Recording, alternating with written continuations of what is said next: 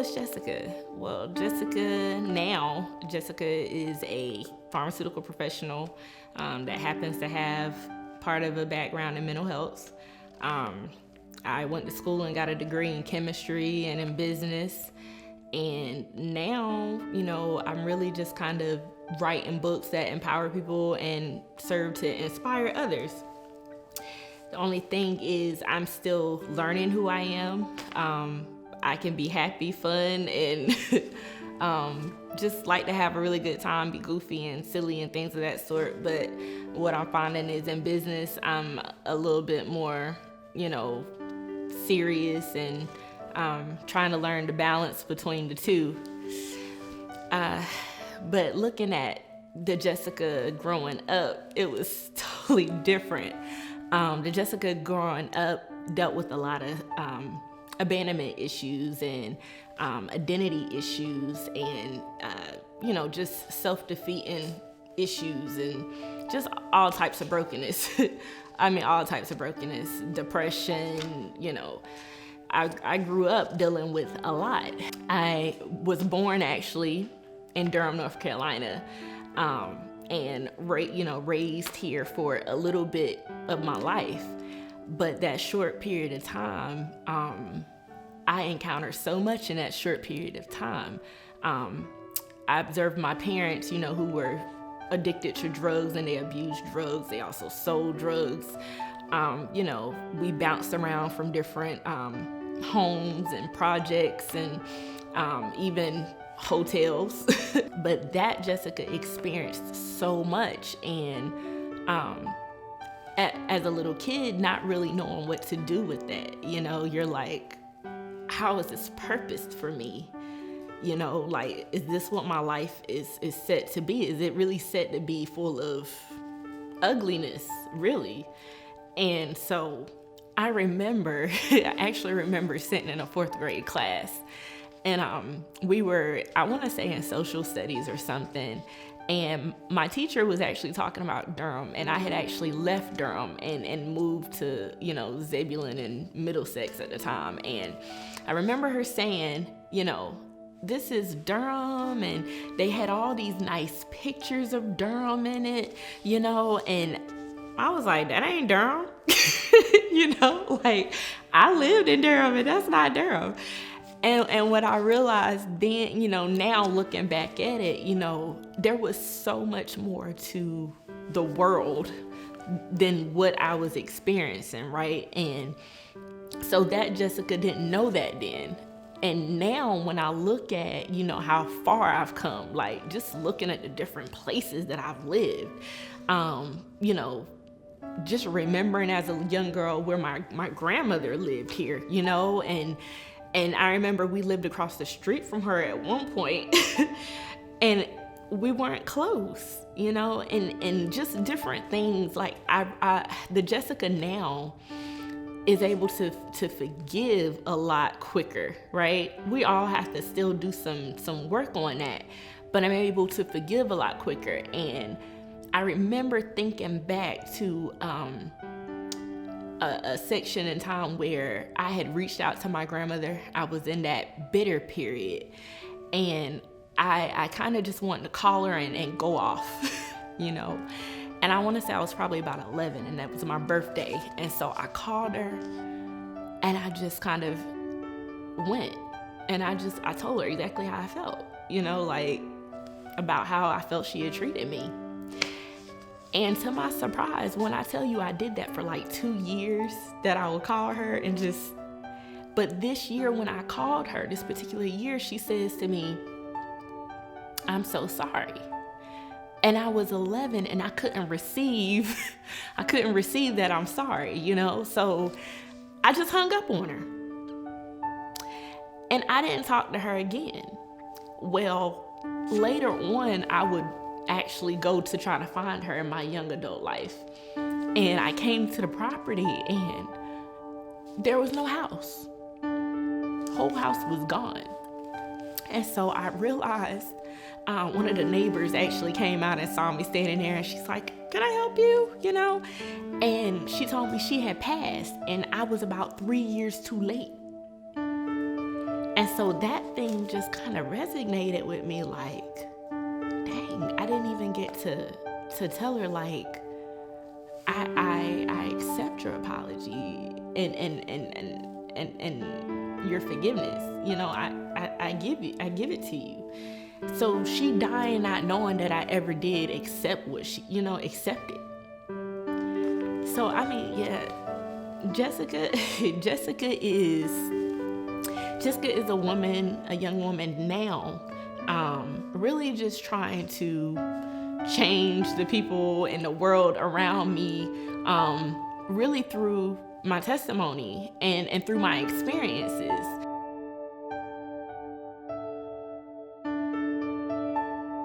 The Misfits series is actually my baby, right? So it's the first of my life, like my memoirs.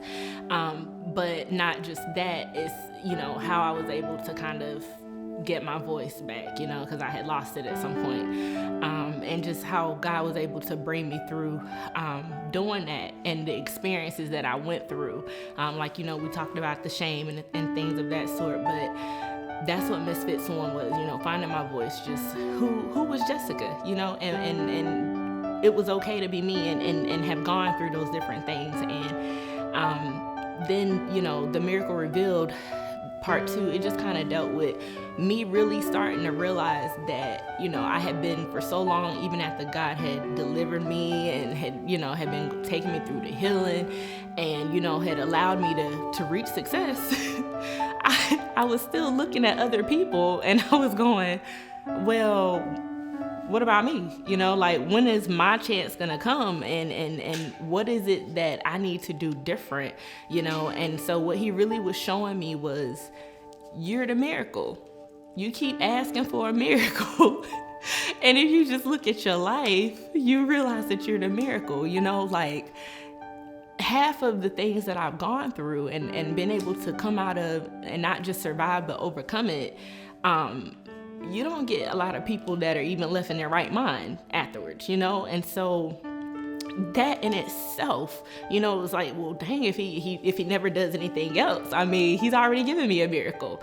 And then realizing what to do with that, like, okay, well, what is it now that I know that I'm a miracle? What do you want me to do?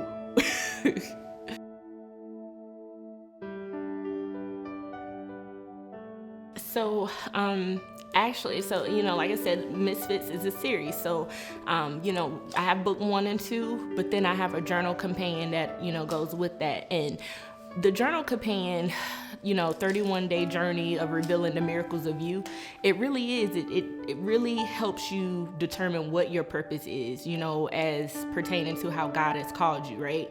And so a lot of times we get stuck and crossed up, with, well, what am I here for? That's great that we all have a purpose, but what is mine? And exactly what am I supposed to do with my story? Because we hear it all the time, right? Everybody has a story, and it's true. Everybody has a story. Like, there is no two stories that is going to be exactly alike.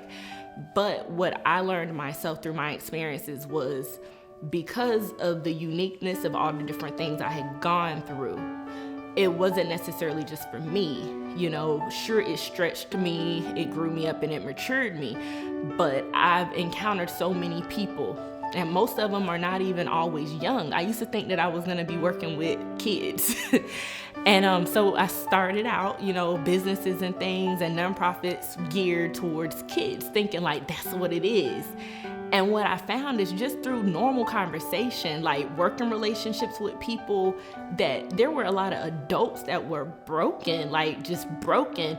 And I mean, professional, made up, 6-figure making, bad to the bone, makeup put together. And I'm talking to them, plain Jane, I feel like, and they're broken. And I was just like, Lord, really? And so it just it spoke to me that this book really helps those that are, adults even, like that are grown in their day-to-day lives. They're still dealing with the traumatic experiences that they've encountered and not been able to overcome them. And it's affecting their everyday life. And so I feel like that the series really is geared towards helping people pick up the pieces, being able to reflect back and go, yeah, I went through that. It was messy, it was ugly, some of it was really, really bad, but I can find purpose in this, and my purpose is in this. It shows me who I'm here to help, and so I feel like that's what our stories should be about.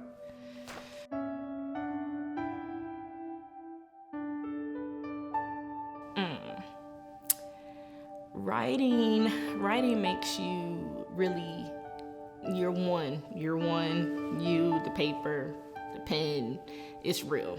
And writing makes you realize, like, have I overcame this? Am I over it? And what happens is, I was talking to a friend of mine, and I was just letting them know, like, it seems like for me, whenever God gives me that season to write, because I really thought it was going to be one book, and then it's turned into 3, because in my head I had meant, okay, well, Lord, I'm going to share this, and then I'm done. and he didn't do that. And so in writing them, I really got it, like I told you before, I was exposed. And then on top of it, I felt like he would take me through the test again while I was writing the book, but at a different level, right? So when I wrote Finding My Voice, I was literally in the midst of finding my voice again, but at this stage in my life. And I had to go back and go, okay, where have I seen this before? And so that actually was what gave me the premises for book 1. Reliving this stuff, it's no joke, and it gets hard sometimes. I think even with this second book, the warfare, it's been kind of crazy, but at the same time, every time I finish writing it, it's just like birthing a baby. It's like the joy you have when you see it done and you realize, like, okay, it's finished. Like, it's finished. What he wants is done. And it's just like, this aha moment. So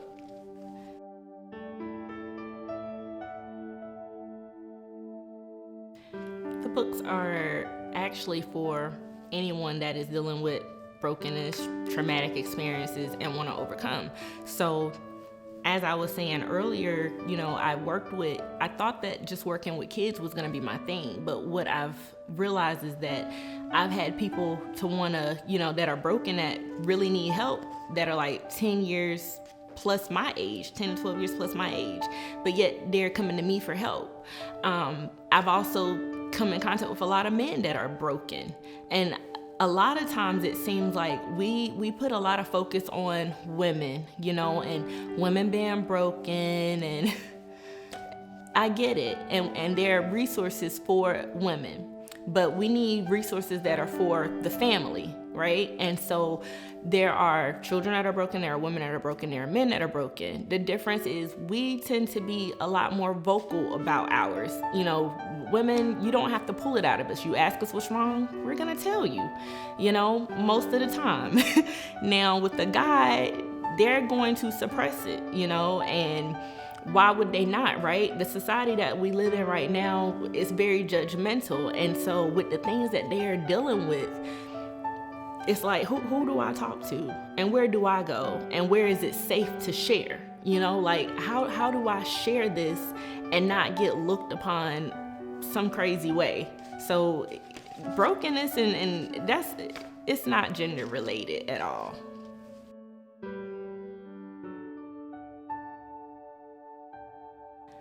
I really hope that when people read my books, whether it's the Misfits series or the STEM educational books, those that are empowered through foster care, I really hope that they can really look at their story, whatever that story is, and just see that that story is for other people, right? A lot of times we think that we have to be at a certain place before we can help someone else. And so we shy away from helping anyone or serving or, just allowing ourselves to be used, because we feel like we need to be healed first. And although that's great, it sounds great. In reality, I got a lot of my healing through the service of helping other people, right? And in doing that, God was just repairing it and he was fixing it, and of course with all the other things that we spoke about earlier, but it's that thing, I believe, that does it. And I just hope that if readers could get that, take my story and just use it as an example, right? Use it as an example to look at your own story and say, what is it that I can do to be impactful, even if it's just to the people that are right here in my family, right? Maybe right here on my street, right here in my school, right here in my department, and just make it personal to you, what your story is. I really desire that, at some point, and God willing, at some point, if he opens the door to, have the books in schools or have the books in, church Bible study sessions, have the church, the books used in counseling sessions, I would just really be humbled, just to be able to see, because I know the vision that I've seen for it. And I'm just like, I'm humbled, to see it on a movie screen. I just think, that's my desire for what people can get out of the books.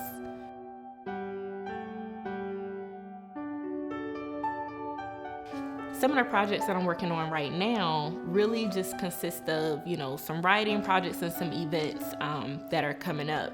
One of the events that I have coming up is actually for the release of the Misfits series, right? So I released part 1 2 years ago, but the completion of those last 2 books will be unveiled in January. So what I decided to do, everybody does a book launch party.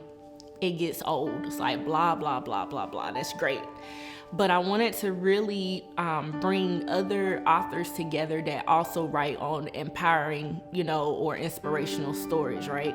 And give them a platform to be able to share their books, for people to kind of like, oh, this is a resource, for either my people, someone I know. Let them come together as well, and we celebrate together. I also thought it would be a great idea to allow other people that have experienced brokenness or different traumatic experiences to be able to attend, right? To be able to hear firsthand testimony of what's in the book. So I really felt like it could be twofold where, I'm able to celebrate this book release, but at the same time, invite those in that need it to celebrate with me, and realize that, hey, maybe just through the testimony, they might not walk out with a book, but they're able to hear the testimony, and people overcome by the power of your testimony. So sometimes, people just need to be in the facility to hear what's going on. The event is Saturday, January 20th, 2018, a literary celebration of miracles. It will be at the Living Waters Christian Community Center here in Durham, North Carolina. I'm super excited for people to come out and join us. If you want more information, you can get it on Eventbrite.